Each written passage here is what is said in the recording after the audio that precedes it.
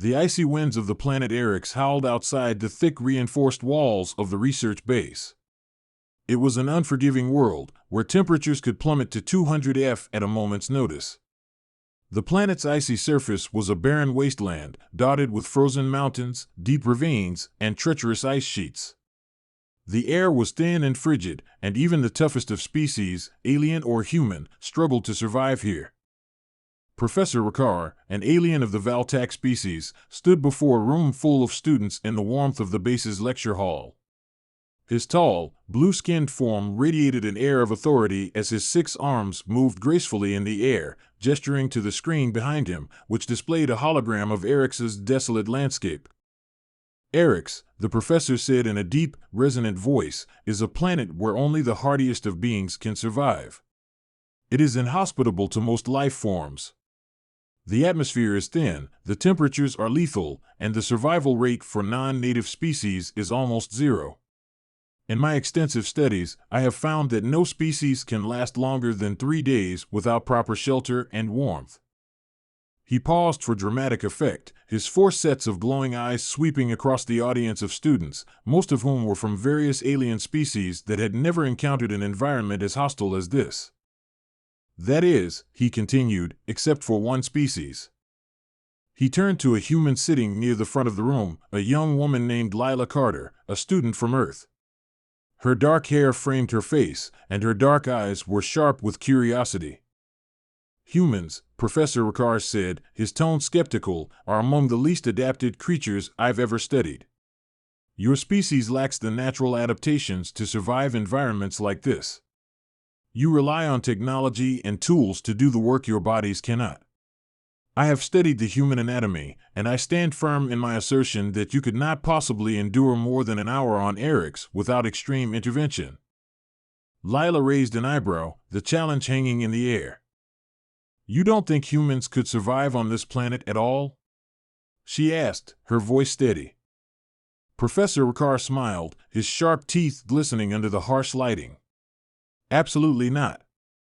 I'd be astounded if any of you could even survive a single night without shelter. It's simply too cold, too deadly.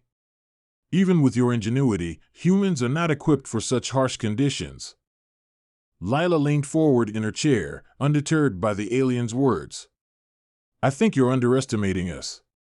Maybe we don't have natural adaptations, but we can build our own solutions. I could survive here if given a chance. The other students chuckled at her boldness, but Ricard's expression remained unchanged. Very well, he said, his voice thick with the weight of his confidence. If you truly believe your species can survive in this environment, I'll give you an experiment. I'll give you 10 minutes. In 10 minutes, build an igloo, a structure that could possibly keep you alive for a few hours. I'll even supply the basic materials. The entire room fell silent, the challenge hanging in the air like a heavy fog. The students looked at Lila, some with disbelief, others with amusement. It was clear that no one thought she could succeed. But Lila, determined, met the professor's gaze and stood up. I accept, she said firmly. The icy wind bit at Lila's face as she stepped out of the safety of the research base and onto the barren surface of Eryx. The cold was almost unbearable, the sharp wind cutting through her thick outer suit. She could feel the moisture in her breath freeze before it could even leave her mouth, and the weight of her boots dragged with every step she took. Around her, the endless white landscape stretched out, a vast expanse of snow and ice, interrupted only by jagged ice formations and distant, towering glaciers. There was no sign of life, no warmth, just the frozen, inhospitable landscape that had claimed countless lives before. The task was simple, but its execution would require all of Lila's focus. She had to build an igloo, a small shelter that could provide protection from the elements. The trick was to use the ice itself, cutting it into blocks, stacking them, and creating an insulated structure that could trap her body heat long enough to survive. Lila looked down at the materials provided by the professor, a small ice pick, a knife, and a basic tool set. The tools were rudimentary at best, but that was the point. Professor Ricard wanted to test her resourcefulness, not her technology. He believed the challenge was impossible for a human. The timer on her wrist began ticking down. 10 minutes, Ricard's voice echoed through her comms, his tone calm but laced with a challenge. Begin. Without hesitation, Lila started moving, her hands numbing almost immediately as she worked with the tools to carve through the thick layers of ice. She had no time to waste. She quickly cut several large blocks of ice, measuring them carefully to ensure they would fit together. She had built igloos before, albeit on Earth, where snow was soft and pliable, but this ice was much harder, almost like stone, and every blow of the pick made her wrists ache. She worked quickly, carving out a small foundation in the frozen ground. Each block of ice was heavy, but she lifted them with determination, stacking them one by one, starting to form the circular structure. Her breath came in shallow gasps, and her body was screaming at her to slow down. The wind cut through her suit like a knife, making the simple task of positioning each block feel like a battle. The temperature, which already felt unbearable, seemed to drop with every passing second. At 5 minutes, Lila had completed the base and was beginning to build the walls. The timer was ticking down too fast, and she knew she had little time to finish the structure before her body could no longer endure the cold. 5 minutes remaining, Ricard's voice reminded her, though it was almost drowned out by the howl of the wind. Lila didn't reply. She was too focused on the igloo to waste any energy on words. She added more blocks, slowly curving them inward to form the dome that would protect her from the wind. The ice was difficult to work with, but she could see the shape starting to take form. At 8 minutes, the igloo's walls were nearly complete, but the ceiling still had a gap. She was running out of time. The cold was seeping into her bones. Her fingers were stiff from the frostbite threatening to take hold, and her breath came out in short, painful bursts. But she pushed forward.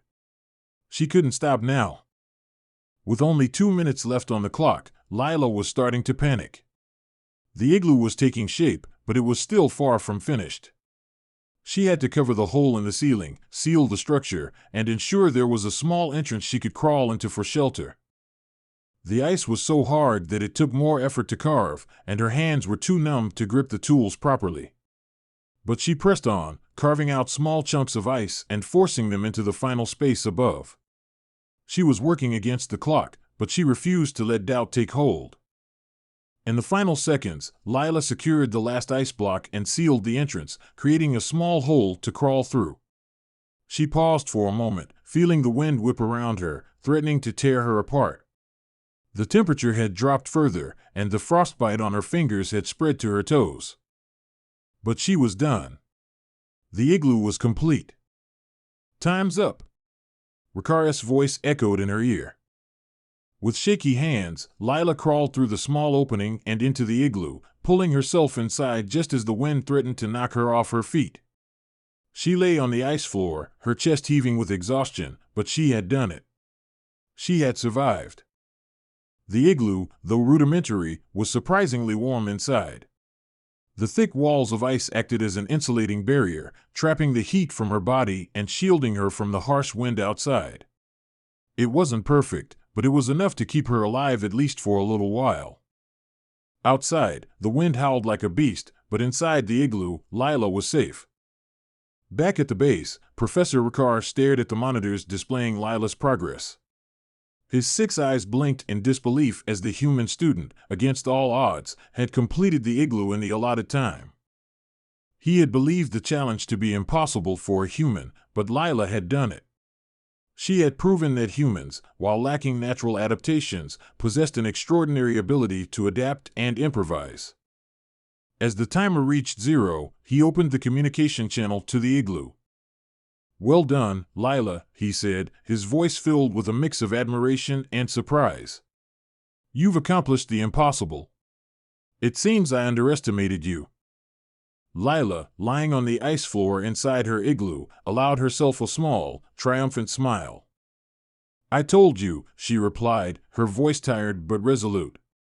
"We humans might not have the natural gifts of other species, but we're pretty good at making our own way."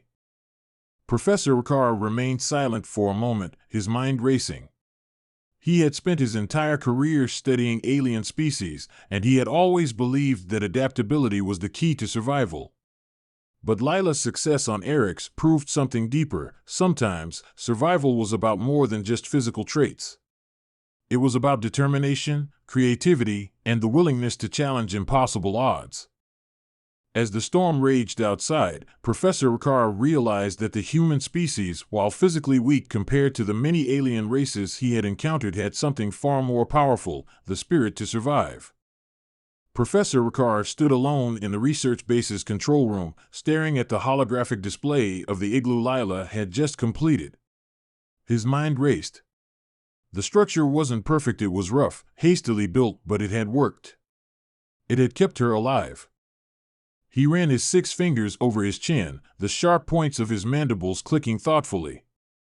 What had happened on Eric's was not just about survival. There was something more at play here, something he couldn't quite explain. Lila's success had shaken him, but as an academic and a scientist, it also intrigued him. He had studied every major species in the galaxy, and never had he seen a human exhibit such resourcefulness under such duress.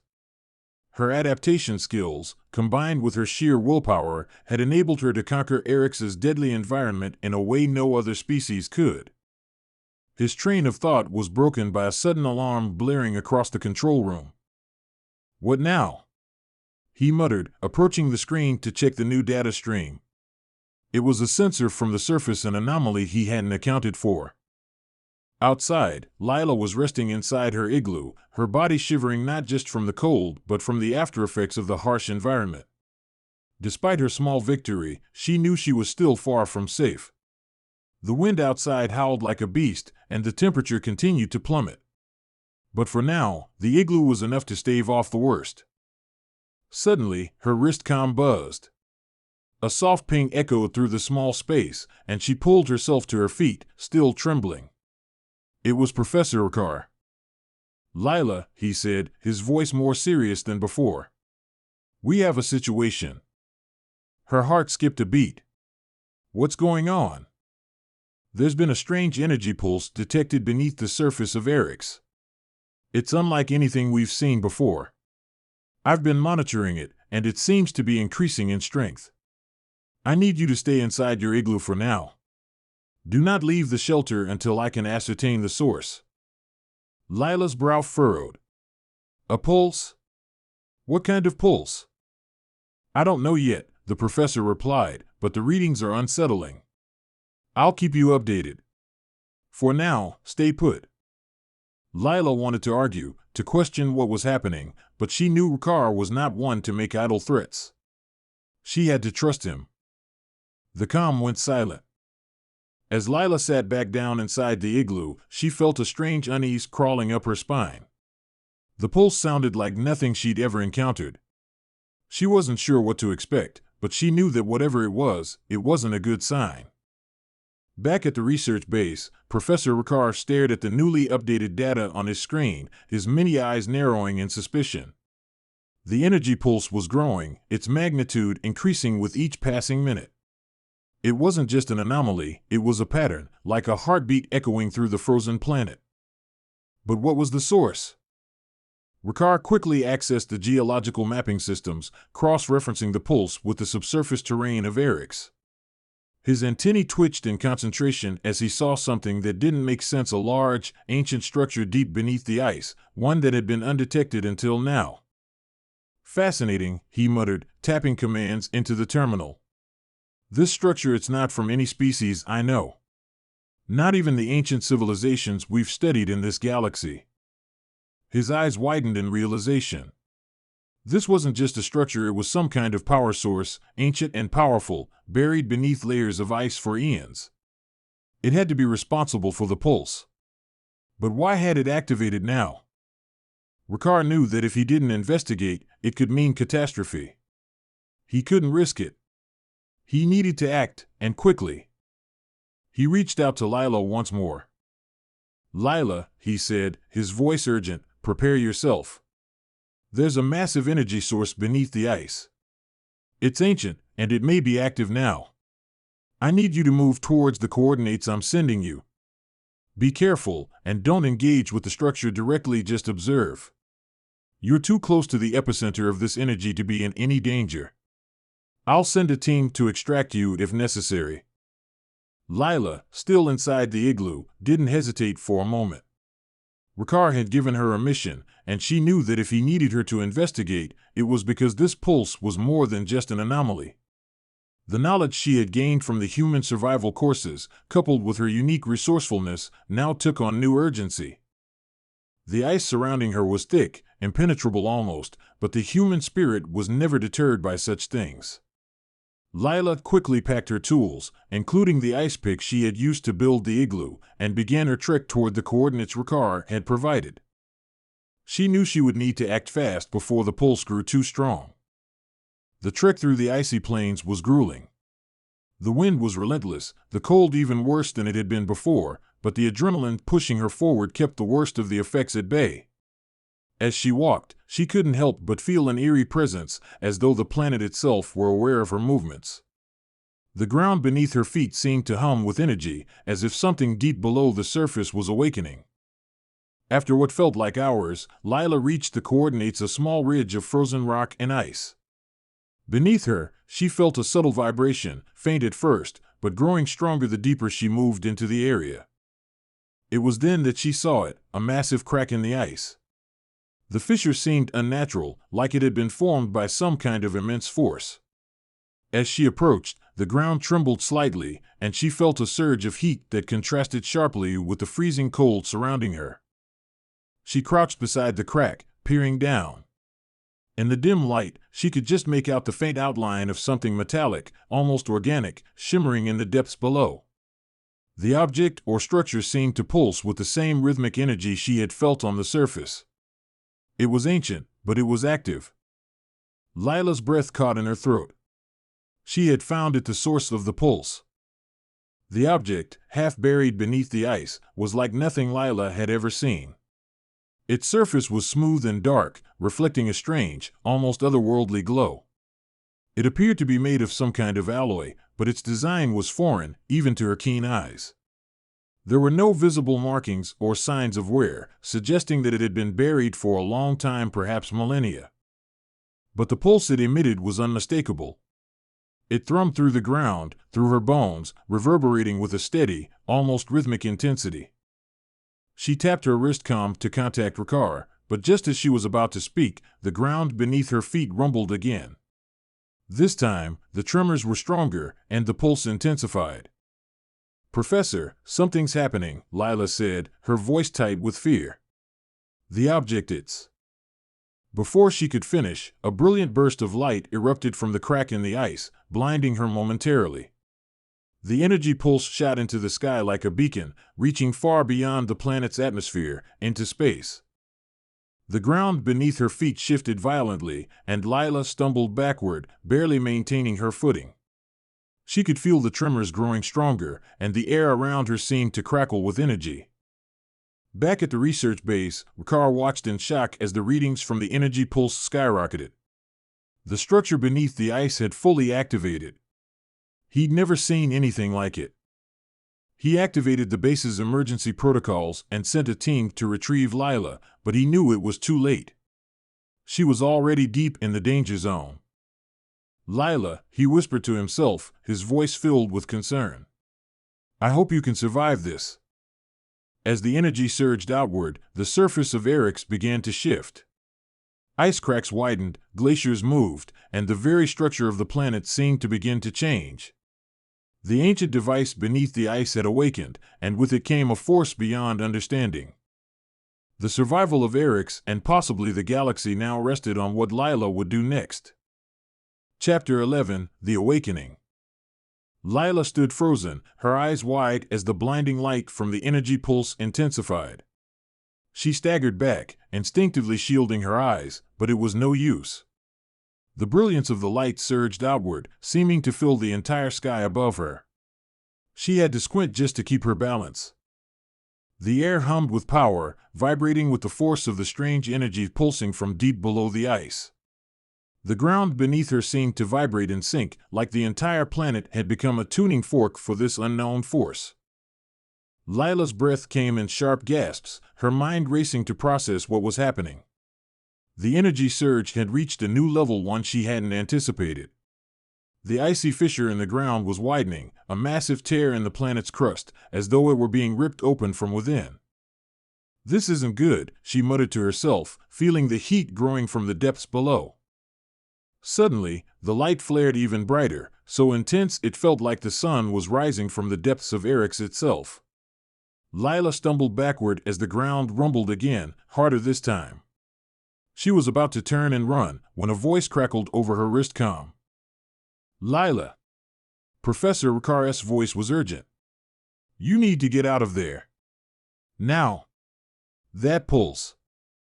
But the transmission was cut off by another violent tremor, this one so strong that it nearly knocked Lila to the ground. She looked around, her heart pounding as she realized just how close the energy source had become. There was no time to waste. She had to escape the epicenter before the pulse destabilized everything in its wake. Her instincts kicked in. Without thinking, she sprinted towards the edge of the crack, careful not to slip on the jagged ice that had begun to shudder beneath her. The ice around her creaked and groaned, as if it were alive, shifting in response to the pulse beneath. But then, just as she reached the lip of the fissure, she heard it, a deep, guttural rumble. It was unlike anything she'd ever heard before, a low frequency that made the air vibrate in her chest. The ground shook with enough force to throw her off balance. She slipped, her legs buckling as the ice split beneath her. Lila screamed as the crack widened, pulling her down toward the center of the planet's ancient energy source. Before she could react, the world around her seemed to collapse. Lila awoke with a sharp, painful breath. Her body ached from the fall, her limbs sore from the impact with the ice below. She groaned, slowly pushing herself up to a sitting position. The world around her was dark, illuminated only by the faint, eerie glow of the energy pulse. The structure beneath the ice had opened wider than she could have imagined. She was no longer on the surface of the planet. Looking around, Lila saw that she was surrounded by massive crystalline formations of ice, sharp and jagged. The ice walls of the fissure rose high around her, enclosing her in a cavernous space. In the distance, the source of the pulse was clearly visible, a massive, dark structure, half buried in the ice, radiating with an almost pulsating energy. It looked like some kind of ancient, alien architecture. Smooth, dark surfaces covered in what appeared to be symbols and engravings, none of which were familiar. The energy radiating from it hummed with power, so strong it made her head ache, but it also drew her in, almost as if it were calling her. "What is this place?" Lila whispered to herself. As she stood shakily, she could see more clearly the vastness of the cavern. The walls were lined with strange alien technology, and the air was filled with an electrical hum. But despite the technological wonders surrounding her, there was an overwhelming sense of foreboding. This place had been dormant for eons, and now it had awakened, and it was pulling her deeper into its heart. Lila reached for her comm, but the signal was weak. It barely had any reception. Her only option was to move forward and investigate further. With cautious steps, she approached the dark structure. As she drew closer, the pulse grew stronger, the temperature rising, though the cavern was still cold enough to send chills through her bones.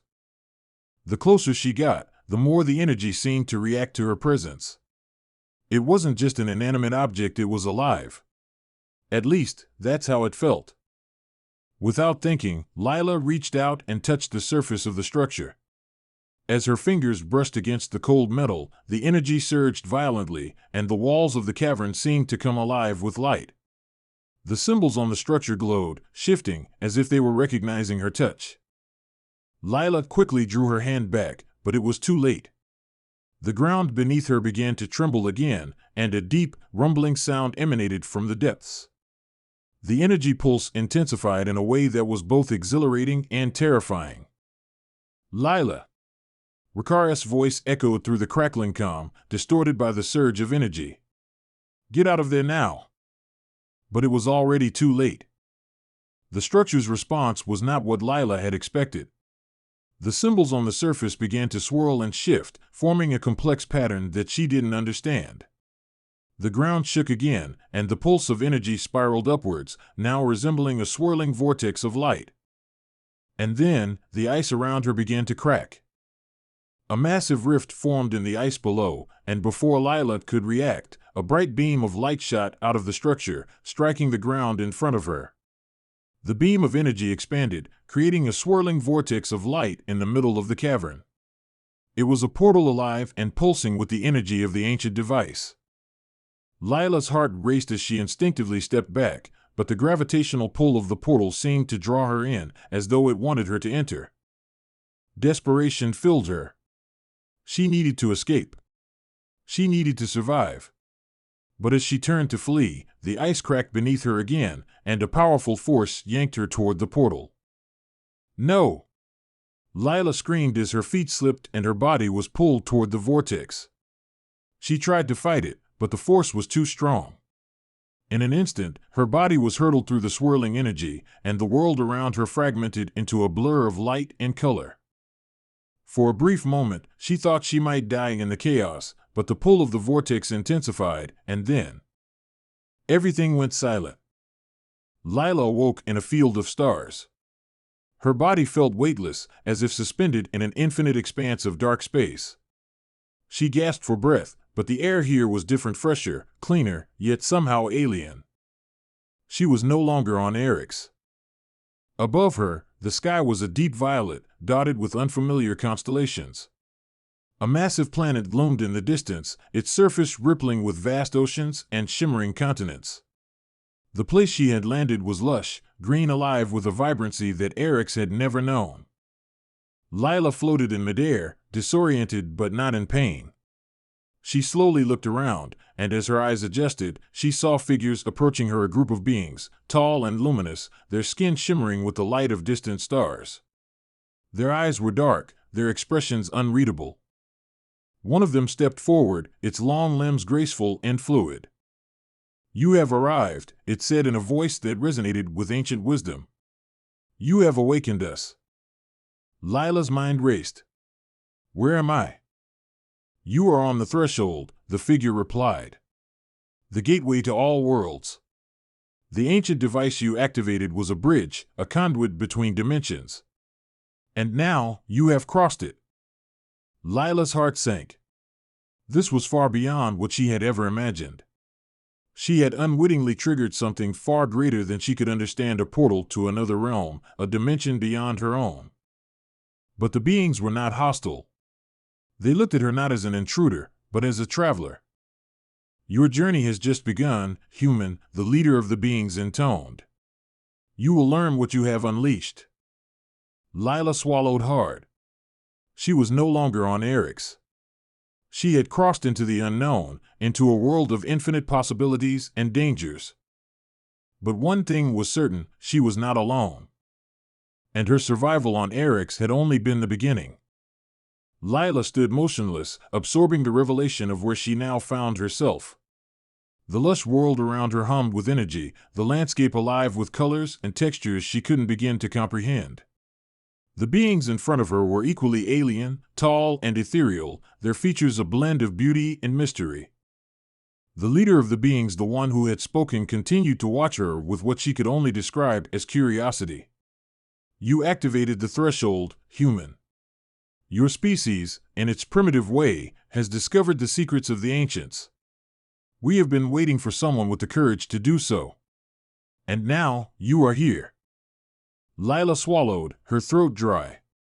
She wasn't sure if she should feel fear or awe, but the circumstances left little room for anything else. "Why me?" she asked. "What do you want from me?" The figure's face, if it could be called a face, shifted slightly, its glowing eyes narrowing. "Not from you. Through you. You are the key to understanding what has been locked away. The threshold you crossed connects this universe to others, some of which were long forgotten, and some that were never meant to be known.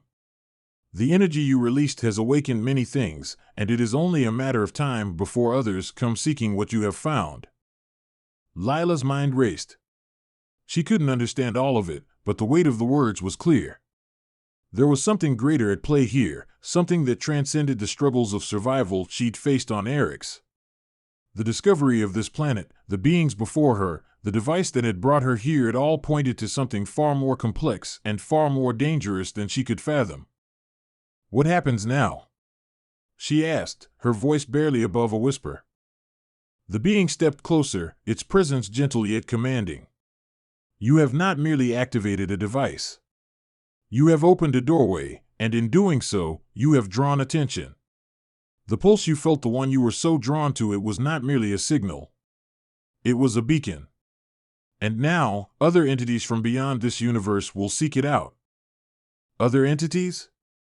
Lila echoed, her pulse quickening. The implications were overwhelming. They are ancient, the being continued, and they are powerful. Some seek knowledge, others seek dominion. Some will come with the intent to destroy what you have unlocked, while others may want to control it. You are not alone in your discovery. Lila's heart raced. She had barely survived the deadly ice of Eric's. Now, she was caught in a conflict that spanned dimensions and realities. But there was something else, a flicker of hope. These beings, whatever they were, seemed to understand her in a way that no one else had. They weren't adversaries, but allies. She felt the weight of their wisdom and the burden of their warning. We will guide you, the leader said, offering a gesture that seemed to encompass the landscape around them. But you must learn quickly. The forces now gathering will not wait. The threshold is fragile, and the energies at play are both volatile and unpredictable. Lila nodded, still trying to absorb the enormity of her situation. I don't know if I'm ready for this, she admitted, feeling the weight of her own fear. You are more capable than you realize, the being replied. You have survived a harsh and unforgiving world. That speaks of more than just strength. It speaks of a will to endure, to learn, to evolve. That is what makes you a candidate to bear the responsibility of this discovery. And that is why you are here. Lila took a deep breath, her eyes scanning the alien landscape again. Despite the overwhelming nature of everything, there was an undeniable pull within her, an instinct, a spark, telling her that she could face what was ahead. She wasn't just an accidental visitor to this place. She had a role to play. Okay, she said, more to herself than to the being in front of her. I'll do it. I'll help. I'll learn whatever I need to. The leader's luminous eyes softened, and for the first time, Lila saw something like empathy in their gaze. Good. But remember this, the knowledge you now possess can change everything. Not just for your species, but for many others. But power can corrupt, and even the greatest of civilizations can fall if they are not careful with the gifts they wield. Proceed with caution, and trust in the guidance we offer. Lila nodded solemnly. She had already begun to understand that this journey was far from over, it was only just beginning. Over the following weeks, Lila was taken through the teachings of the beings, the ones who had once lived across the vast reaches of this universe and now found themselves in the quiet, serene existence of this world. She learned that their species, known as the Zalian, had once been guardians of the threshold, watchers of the portal that connected multiple dimensions. They were not creators of the device, but its caretakers, ensuring it did not fall into the wrong hands. The Zalian were ancient, but not infinite. The toll of their responsibility had left them few in number and aging, and now they were passing on their knowledge to her. The lessons were rigorous, covering not just the science behind the energy that powered the threshold, but the philosophy of its purpose.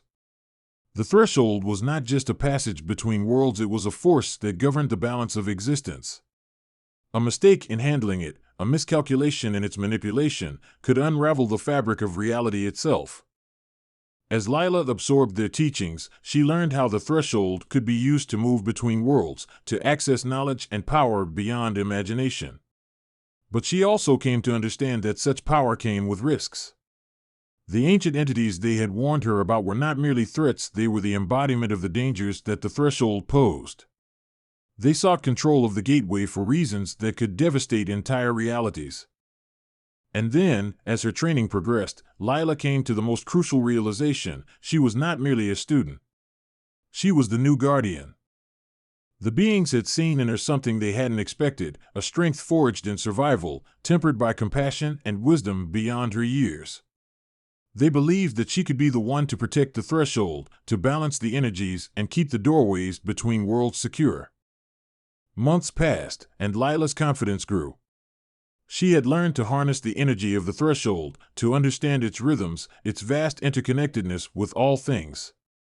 But despite the peace that settled over her as she stood in her new role as guardian, she knew the true test had not yet come. The entities beyond this universe were growing restless. She could feel their presence just beyond the edge of perception, watching, waiting for the right moment to strike. One evening, as the purple sky deepened into the colors of twilight, Lila stood on a cliff overlooking a valley. The threshold glowed faintly beneath the surface, its pulse ever present. The Zalian had told her that this was the most dangerous point, the moment when the forces beyond would attempt to breach the threshold and make their play for power. Lila closed her eyes, taking in the weight of her responsibility. It was more than just survival now. It was about protecting everything that was and everything that could be. "Are you ready?" the leader of the Zalian asked, stepping up beside her. Lila nodded. "I am. I don't know if I'm ready to face them, but I am ready to protect this world and the others connected to it." The Zalian leader placed a gentle hand on her shoulder. "You are not alone, Lila. Remember that." And with that, the final lesson was clear. It was no longer about surviving. It was about safeguarding the future, preserving the delicate balance of all worlds. The fate of countless realities rested on her shoulders. But Lila, once a survivor of a harsh ice planet, now stood as a guardian, resolute in her purpose. She wasn't just ready to face what was coming. She was ready to change the course of history itself.